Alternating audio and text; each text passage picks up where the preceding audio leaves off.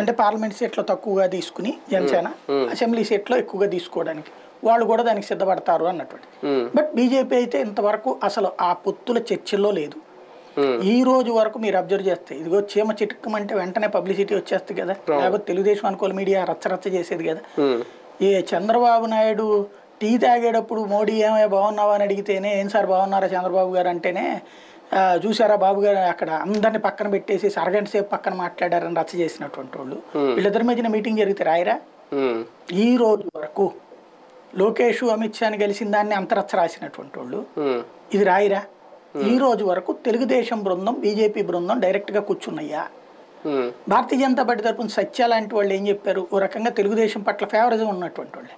వాళ్ళు ఏమని మాట్లాడాడు ఆయన, మాతో అసలు ఎక్కడ సంప్రదింపులు అన్నాడు. మొన్న సంతోష్ జీ లేకపోతే శివప్రకాష్ జీ ఆయన ఏం మాట్లాడారు, అసలు మాతో ఎవరు చర్చించలేదన్నారు. పవన్ కళ్యాణ్ చర్చిస్తున్నాళ్లే మా తరపున వీళ్ళు కూర్చున్నారు, మా దగ్గరికి ఎవరు చర్చలకు రాలేదని వాళ్ళు అంటున్నారు.